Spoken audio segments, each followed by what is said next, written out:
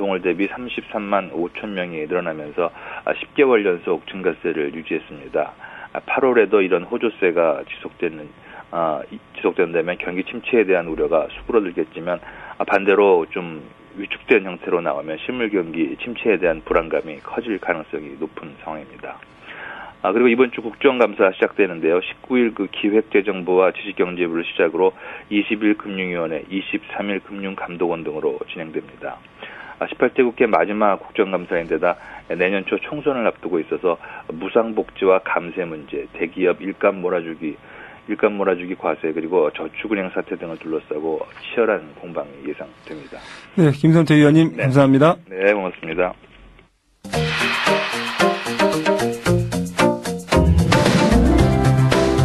여러분께서는 지금 출근길 거침없는 토론의 현장, 열린 세상 오늘 이상도입니다를 듣고 계십니다. 네, 앞서 뉴스에서 전해드렸듯이 오늘부터 국회에서 국정감사가 시작됩니다. 18대 국회 마지막 국감인데다가 여야가 본격적으로 11.6 재보궐선거 취재에 들어가면서 치열한 경쟁 구도가 예상되고 있습니다. 한나라당 황우여 원내대표 연결해서 국회와 전국 상황에 대한 견해 들어보도록 하겠습니다. 황우여 원내대표님 안녕하십니까? 네, 안녕하십니까? 예, 지난주 사태 한 가지만 여쭤보고 좀 질문 드리면요. 지난주 어이없는 정전 사태가 좀 발생하지 않았습니까? 네네, 그렇습니다. 어제 최준경 지식경제부 장관이 대국민 사과를 했고 그 경위도 좀 밝혔었는데요. 이번 사태를 보시면서는 어떤 좀 생각이 드셨습니까? 글쎄요, 이 전반적으로 지난번 수해도 그렇고요. 예. 이 사고에 대한 안전 불감증이라고 그럴까요? 그래서 이번에 국정 전반에 대한 통계 자료부터 정비하고요. 예. 그 관리 체계, 도로 유사시에 대한 대비 체계를 다시 재점검해야지 안 되겠다 싶은 생각이 강합니다. 예. 이번에도 다시는 이런 일이 재발되지 않도록 지금 철저하게 지금 밝히고 있습니다만은 원인을 밝히고 재발 방지책을 마련해야 되겠습니다. 예. 일단 오늘부터 이제 본격적으로 국정감사가 실시가 되는데요. 전반적으로도 이런 문제를 좀 많이 살펴보시겠죠? 예, 그렇습니다. 예. 어떻습니까? 이번 정기국회 국정감사, 어떤 전략으로 좀, 치르실 계획입니까? 저희는 이제 국민들이 바라듯이, 이제 품위 있게 일하는 국회라는 상을 부각시키기 위해서요, 정쟁이 아닌 정책감사로 가자. 예. 여당으로서는 국익과 민생을 챙기느냐, 그리고 국민이 안심할 수 있는 대한민국의 기초 질서를 확보하는 지금 정전도 그렇습니다만은 이러한 문제에 대한 근본적인 것을 따지는 그래서 또 저희들이 민생에 대해서는 5가지 현안을 말했기 때문에 예. 그 부분에 대한 점검을 하겠습니다. 민주당은 오세훈 전 서울시장의 시정 운영 전반 그리고 한진중공업 정리해고 문제, 제주 해군기지 문제를 집중적으로 따지겠다 이런 입장을 밝혔거든요. 네. 민주당의 이런 전략과 공세에 대해서는 어떻게 생각하십니까? 저희도 동감입니다. 네, 그런 문제에 대해서는 같이 함께 논의를 하고요. 예. 다만 국책 사업들이 좀 지연되는 게 많이 있거든요. 예. 지금 해군 기지 문제도 그렇고요. 예. 또 FTA도 그렇고 이런 부분이 노무현 정부 당시에 다 추진됐던 것이기 때문에 예. 이 부분에 대해서는 함께 좀 논의를 해야 되겠다 생각이고요. 예. 그래서 빨리 국책 사업을 마감을 할 수 있으면 좋겠습니다. 아울러 지방 정부에는 지금 민주당이 지방 장을 맡는 경우가 많이 있고요. 예. 친이하적인 광노인 교육과목을 비롯한 이제 교육 행정에 대해서도요. 이때는 한나라당이 오히려 야당의 입장으로서 이것을 철저히 점검을 해야 되겠습니다. 어떻습니까? 4대강 사업에 대한 공세는 상대적으로 좀 약해진 것 같은데 좀 어떻게 좀 받아들이십니까? 네, 4대강 사업은 요번에 이 큰 긴 장마에도 불구하고 오히려 수해를 막고 또 지력을 강화한다든지 주변을 정비함으로써 대개 생각보다는 아주 호의적인 반응을 나타내니까 민주당이 그렇게 하시는 것 같은데 예. 저희는 이것을 긍정적으로 보고 그래도 만반의 국정감사를 통해서 여러 가지를 다시 재점검해서 흠이 없도록 최선을 다하겠습니다. 아무래도 이제 이번 국정감사에서 쟁점은 한미 FTA 비준안 처리 문제가 되지 않을까 이렇게 생각이 드는데요. 네네. 네. 일단 남경필 위원장이 지난주 한미 FTA 비준안을 위통위에 상정하지 않았습니까? 네네네. 그 상임위나 본의 처리는 좀 어떻게 되는 겁니까? 네, 저희들이 지금 여야가 이 부분에 대해서는 이제 우리 여당으로서는 야당의 혹시 목소리를 우리가 소홀히 대하지 않을까 싶어서 모든 현안과 쟁점이 있으면은 다 얘기하라고 그래서 10+2의 12가지의 지금 쟁점을 정리했습니다. 예. 중에 이제 최대한으로 저희가 받을 수 있는 것은 받고 따질 것은 따져갖고 여야 합의로 원만하게 처리할 예정인데 대충 미국이 상정 표결하는 때를 즈음해서 저희도 맞춰지리라고 기대하면서요. 이 점에 대해서는 여야가 큰 틀을 지금 잡고 있습니다. 이번에 상정도 그것이 이제 객관적 상정의 징조가 있을 때 미국 측의 입장을 봐서 우리가 이것을 합의 처리하는 것으로 하고 그 결정을 위원장한테 맡겼기 때문에 상임위원장인 남경필 위통위원장이 결정을 한 것입니다. 어떻게 보시나요? 미국의 객관적 시기라고 한다면은 대충 뭐 시기 같은 것을 예상해 보실 수 있습니까? 네네. 지금 미국이 이제 TA나 여러 가지 이제 그 법안을 제출하고 또 시기를 정하는 것인데 상원이 움직이기 시작했기 때문에 남경필 위원장이 이번에 우리가 결정을 한 거거든요. 예. 이제 지금 결정하지 않으면은 외통위가 이제 외국에 국정감사를 다 떠나야 돼요. 예. 그래서 이제 그러한 점도 감안해서 이제 상정을 한 것이죠. 예. 어떻습니까? 일단 뭐 야당 쪽에서는 이명박 대통령의 미국 국빈 방문이 이제 다음 달 13일이니까요. 네. 대통령 방미에 맞춰서 이런 한미 FTA 비준안을 상정한 것이 아니냐. 뭐 이렇게 좀 보는 시각도 있는 것 같은데 어떻게 보십니까? 미국이 국빈 방문 전에 한미 FTA를 비준해주면은 우리도 아주 대환영이죠. 예. 그래서 우리도 그때쯤 한번 같이 했으면 좋겠고요. 이 아시아 국가 중에 한미 FTA를 체결해서 성공시킨 나라가 한국이 지금 제일 먼저 아니겠어요? 예. 이러한 강점을 통해서 수출 입국하는 대한민국의 국익이 넓어졌으면 하는 바람입니다. 어떠신가? 일단 뭐 대통령 미국 방문 13일이고요. 그 다음에는 일정이 이제 에이펙 정상회의거든요. 네. 하와이에서 열리는. 네. 적어도 에이펙 정상회의담 전까지는 한미 FTA 비준안을 좀 처리해야 된다. 뭐 이런 입장을 좀 갖고 계신가요? 어떻습니까? 네, 저희들은 하여간 미국이 할 때에 즈음해서 같이 하자라는 입장이니까요. 예. 대개 아마 그쯤 될 것으로 저희들이 예상합니다. 그러니까 미국의 처리 시기를 보면서 뭐 어쨌든 뭐 비준안을 처리를 하되 미국이 한 뭐 10월 초중순이든지 처리를 하면 우리도 같이 처리한다. 뭐 이런 네네. 입장으로 좀 해석을 해도 됩니까?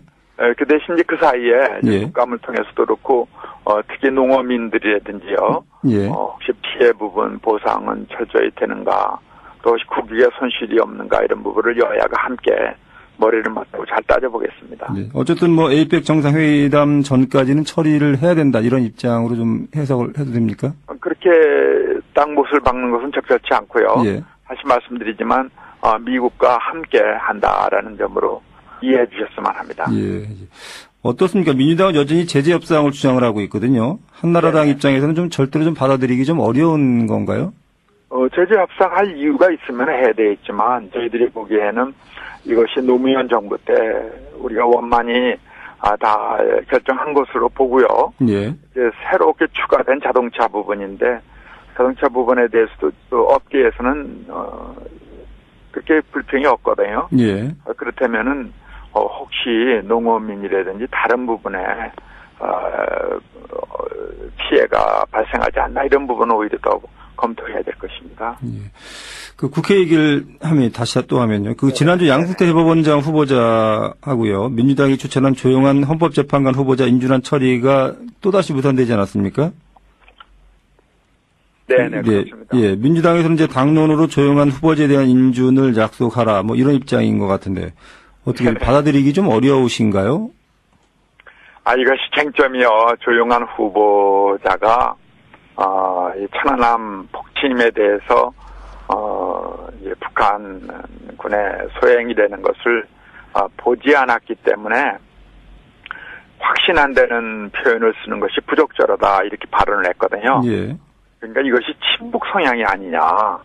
자유민주주의를 수호해야 될 최고의 헌법재판관이 이렇게 국가안보관이 이래서 되겠느냐 하는 비판이 많이 있습니다. 예. 그래서 이런 것을 전후해갖고 한나라당이 이제 보고서 채택 때 어려움이 있었는데 야당이 반대 의견을 적시해서라도 채택해달라라는 요구가 있어서 한나라당은 반대 의견을 적시하고 채택했거든요. 예.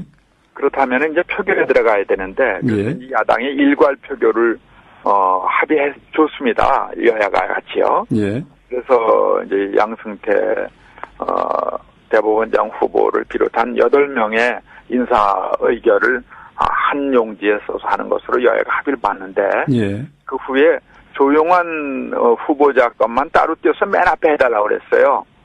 그래서 그것도 또 우리가 받아들였거든요. 예. 그런데 이제 인사안 전체를 거부하면서 한나라당의 군고적 당론으로 찬성을 분명히 해달라 이렇게 얘기를 하는데 저희 당으로서는 이 인사 문제는 비공개로 무기명 비밀 투표라요. 예. 이거 확인할 길이 없습니다. 만약에 저희들이 또 어떤 공고적 당론이라도 당론을 정하려면은 저희들 내부에서 다시 의결 절차를 거쳐야 되는데 예. 과반의 찬성을 유도하려면은 여러 가지 토론 끝에 이제 표결을 할 때 또 비밀 투표를 하거든요. 예. 그러면은 이 인사를 앞두고 이러한 부분이 각 독립과 헌법기관인 인사 문제에 대한 국회의원들의 그 표결권을 저희들이 너무 강요하는 것인데 예. 할 수가 없습니다.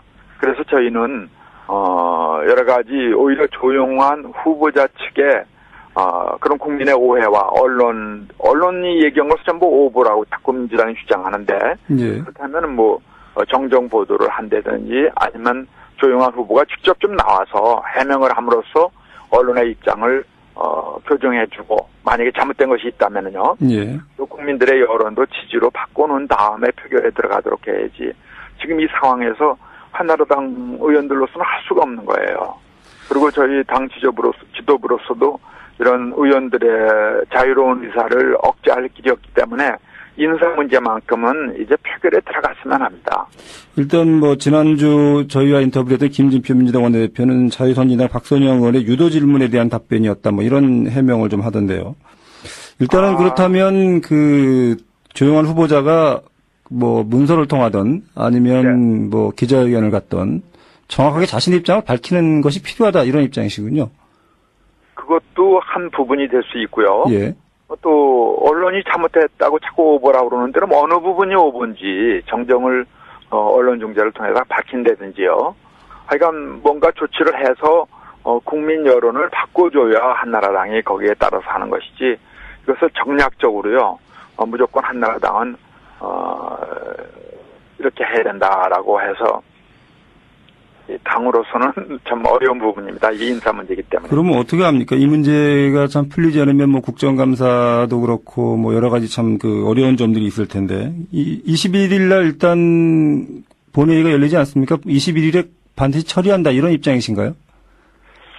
23일에 이제 퇴임식을 하거든요. 현 대법원장께서요. 예. 그럼 이 3부 중에 한 기둥인 사법부가 수장의 공백이 되는 것은 이건 헌정질서에 아주 큰 위험이 있기 때문에 예.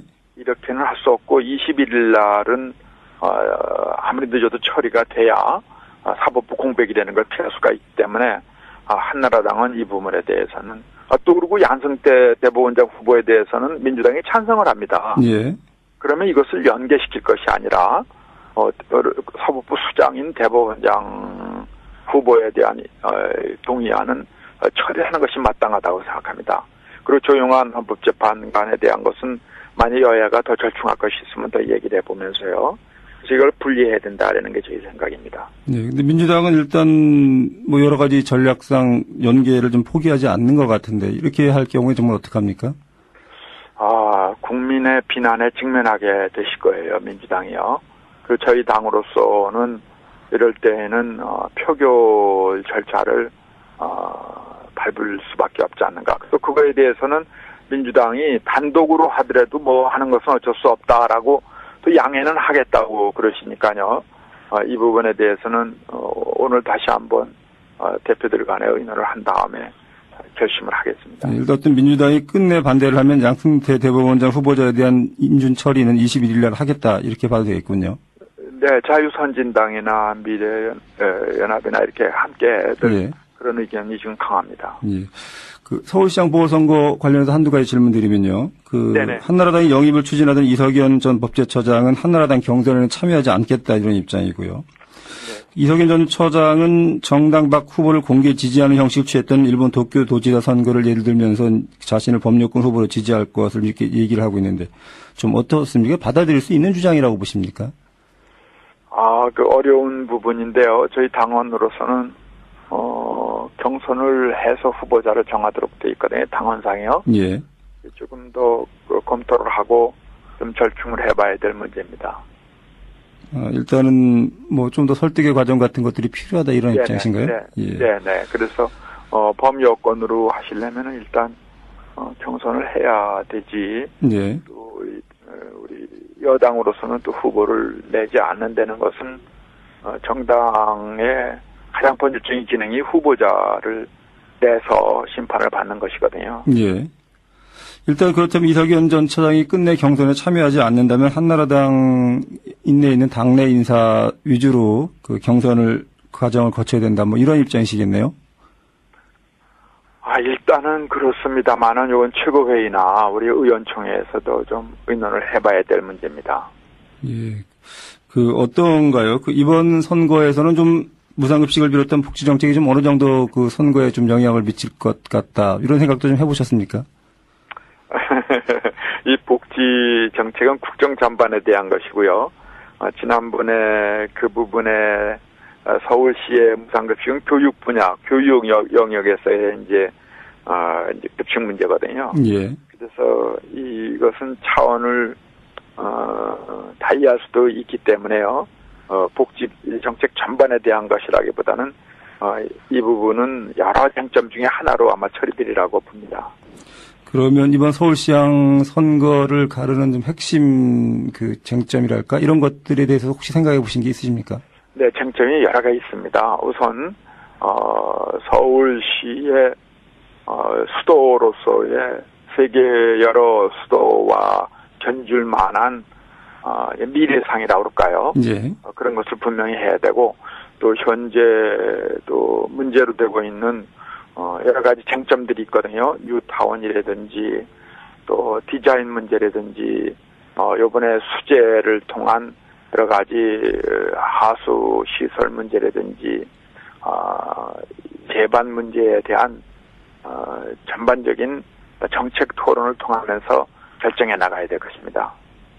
예, 황우영 대표님. 네. 오늘 출연 고맙습니다. 네, 감사합니다.